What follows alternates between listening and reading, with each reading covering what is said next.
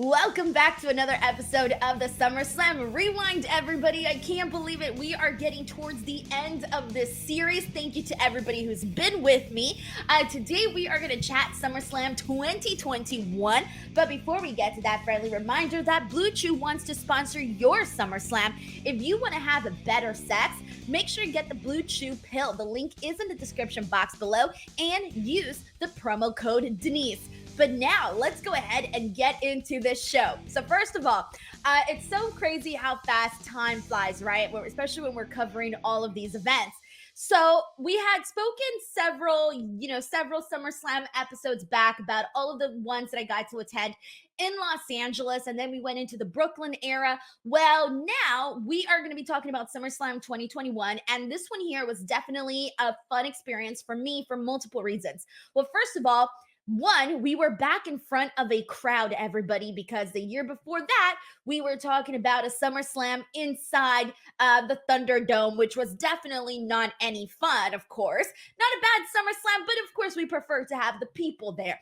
And so this SummerSlam was the first one back with people with and also I think it was the first pay-per-view back with people, if I remember correctly.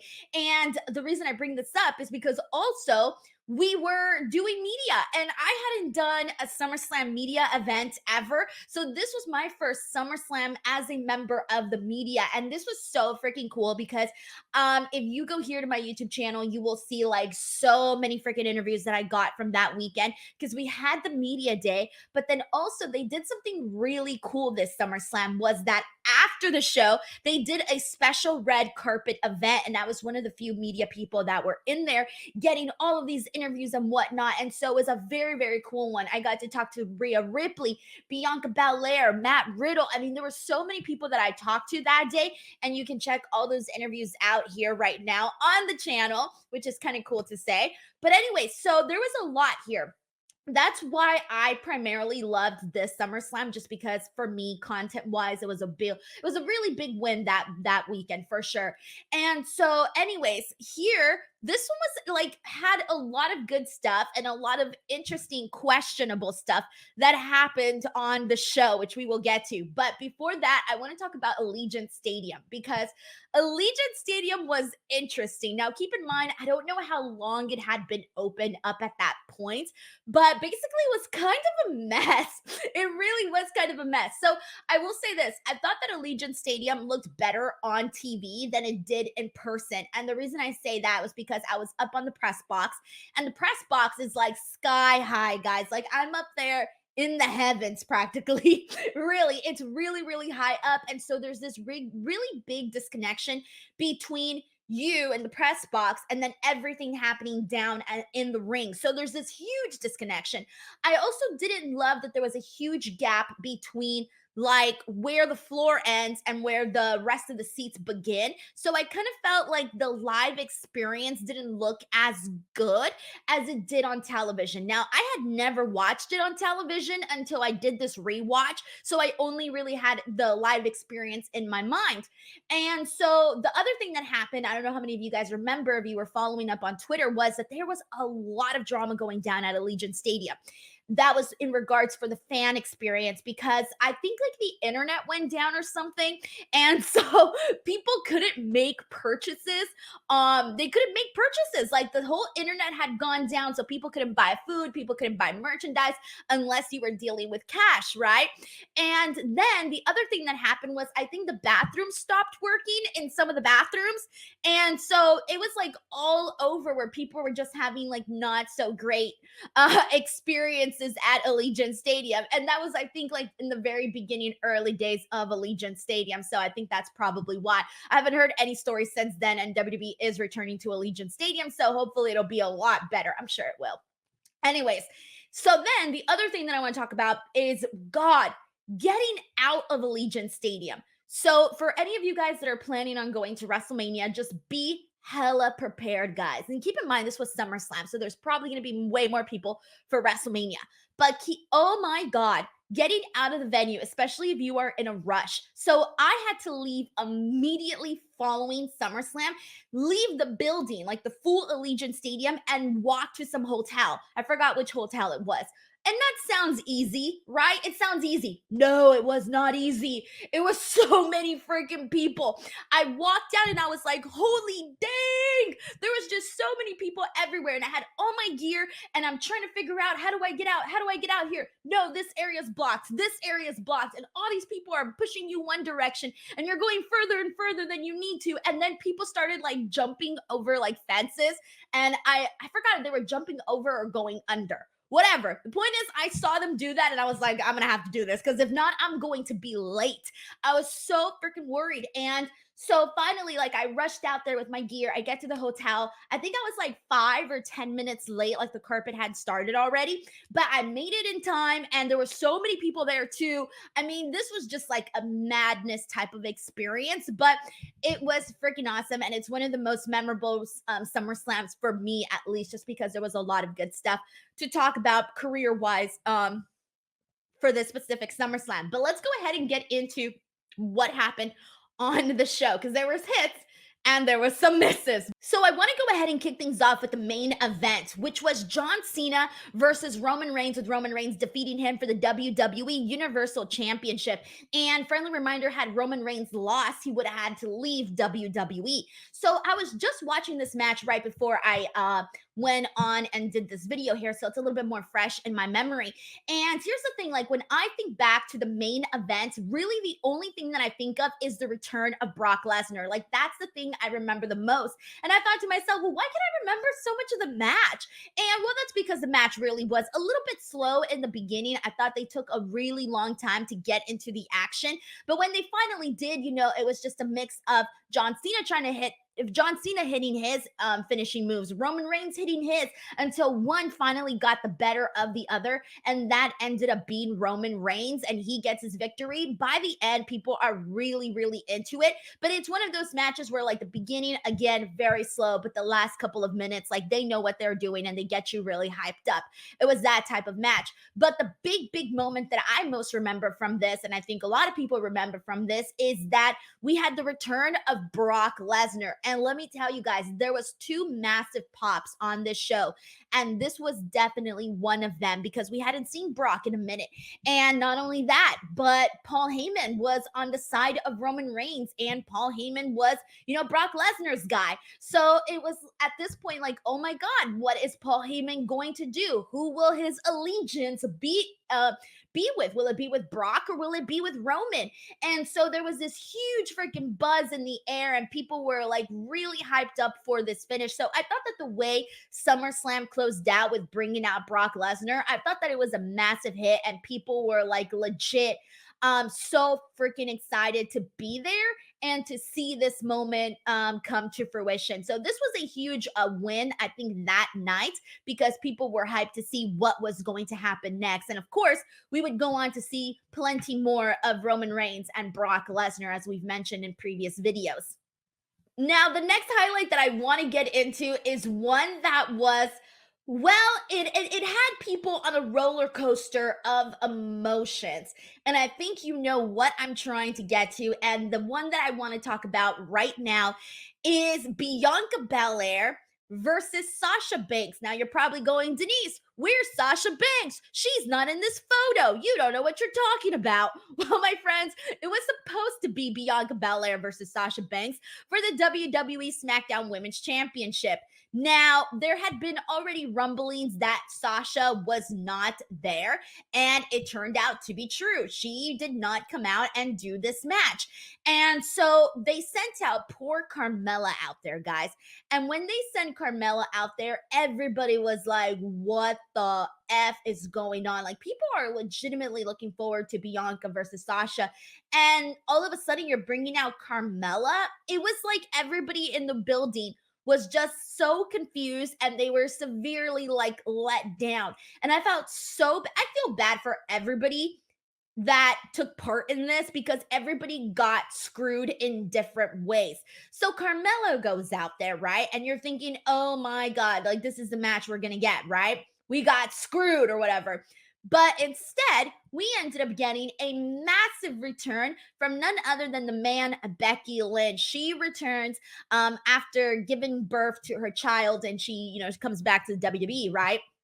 And she gets this huge, guys, and I mean huge pop. This was one of the loudest reactions that I have ever heard at a live event, and people just straight up lost their minds when Becky Lynch came out. And so suddenly you're thinking, oh my God, we're going to get Bianca Belair versus Becky Lynch. This is going to be like incredible, right? Because she basically takes out Carmella, she gets rid of her, she shakes hands with Bianca Belair, and they decide to do this match. And you're thinking, oh my God, we're about to get a dream match here between Becky and Bianca. But then we don't. Instead, Becky Lynch literally oh man, guys, I'm just like still can't believe this happened. But anyways, Becky instead just manhandles hits Bianca with the manhandle slam and gets the win. And everybody is like, what the hell? Especially considering how dominant Bianca Belair had been built up to this point. She really had been like presented so well. She was skyrocketed like to the top. Like, I don't think I've seen anyone skyrocket so fast the way Bianca Belair that did, to then just get this manhandle slam and beaten. I think the official timing of this match was a total of 26 seconds. In 26 seconds, Becky Lynch defeated her. And so this was kind of controversial. This sucked for all three people. Because, okay, Carmella got put in a really shitty spot where she had to go out there and basically be like the bad news person, where everybody was like, oh, what a bummer. So I really felt bad for Carmella being put in that position. Then I felt bad for Becky Lynch because she had just came back and it was such a cool moment, and then she wins and everybody's like, all of a sudden everybody who was cheering for her was not cheering as hard anymore, because you're like, dude, what? We like Bianca too. What is this? And then the person who got most screwed was Bianca Belair, obviously, because she didn't even get a fair match and she lost her belt in 26 seconds after such a dominant championship run, such a dominant run in WWE, to then get screwed like that. So yeah, that was definitely unfortunate. So this was a whole freaking mess, but I did interview Bianca Belair after this, and that video did like amazing views. So I was very happy about that part. You can check out that interview here on the channel. But still, guys, like, what the hell? Like, I still can't even believe they did that to Bianca Belair. Of course, she got her licks back. Everything worked out fine, whatever. But this was just such a bummer of a moment on this SummerSlam, and it's one that really, really sticks out as like I can't believe they did that. Alrighty, now let's go ahead and move on to another topic. Alrighty, so let's run down some of the other items that went down on the show. We saw brand new Raw Tag Team Champions. RK Bro, Randy Orton, and Matt Riddle defeated AJ Styles and Omos. And two thoughts here. One, God, I remember how over RK Bro was. And it doesn't even feel like that long ago, because we talked about them so much on a weekly basis on Monday Night Raw. Like, RK Bro was one of the few highlights every week. They just had a good chemistry with each other, guys. They really just did, and they were super entertaining. So seeing them win the titles here was a really big moment. The other thing that I want to mention was, man, I had completely forgot AJ Styles and Omos were a tag team. Like, completely forgot. When I saw this come up, I was like, oh yeah, I remember where everybody was wondering, what the hell is this? Like, what are we doing here with AJ Styles and Omos? And so, whatever, right? But those were really like the two big thoughts or reminders that I had while I was watching this. Next up, we had Alexa Bliss defeat Eva Marie. Now, this was unfortunately very, very bad. This was a not so great match. People did not care at all. And I feel really bad because, well, there's two reasons. Well, Eva Marie wasn't necessarily known as a great wrestler. And then the Alexa Bliss character that she was doing at the time with the creepy doll and all of that, it just wasn't working. I mean, it was working for children, but not primarily adults. So she was kind of getting a lot of hate for it. But I do always want to give some love to Alexa Bliss for doing this character, because I really feel she knocked it out of the park. Because I don't think, had you given this character to like anybody else, there's probably the only other person that it could have probably rocked it was Nikki Cross. But I really do think that Alexa Bliss showed how much range she has as a performer to do this type of character. So again, even though this wasn't great, I do want to shout out Alexa Bliss for going out there and doing the very best she could with this character. But again, this was just not a really good match at all. And the next highlight that I want to get into is the women's triple threat match for the Raw Women's Championship. And this was Charlotte Flair defeating Nikki, A.S.H, and Rhea Ripley. So the things I want to talk about in regards to this was I remembered this being a really good match. And then when I rewatched it, I was like, oh, hell yeah, this match really did deliver. So I was very happy to be reminded that this match was actually good. And it was actually really good. But the things that I want to talk about really quickly is that at this point, Rhea Ripley still wasn't the star that she is right now. She was on the precipice of becoming that. Like everybody was like, oh, she's got potential, but that's sort of where she was at. She then ended up, breaking out and becoming the Rhea Ripley that you know now. As for Nikki A.S.H, we talk about range, and this girl, she has some sick range. She was the champion going into this match as a very different character than we had ever seen before for Nikki A.S.H. She was this superhero, she was doing it for the children, and she was this happy-go-lucky type of superhero, which, was very, very different from the Nikki Cross character, but she freaking killed it with this character. I mean, God, I think I interviewed Nikki like 4 times while she was Nikki A.S.H, but she really went out there. She did the work. She hustled as a champion, and they made a really good match here. Of course, Charlotte gets the victory. I couldn't for some reason I had forgotten that Charlotte won this match, but she did. She ended up tapping out Nikki A.S.H with the figure 8. So, another championship run there for Charlotte Flair. Alrighty, and this next one here, this was a match that I completely forgot what happened. And this was Drew McIntyre defeating Jinder Mahal. And guys, all I can remember from this feud was Angela, Drew McIntyre's sword, and I completely forgot this happened. I couldn't remember what the hell the feud was even about. I'm pretty sure it was about Angela, but for some reason, this all escaped my memory. And this was a quick match. It went exactly the way that you would expected it to be.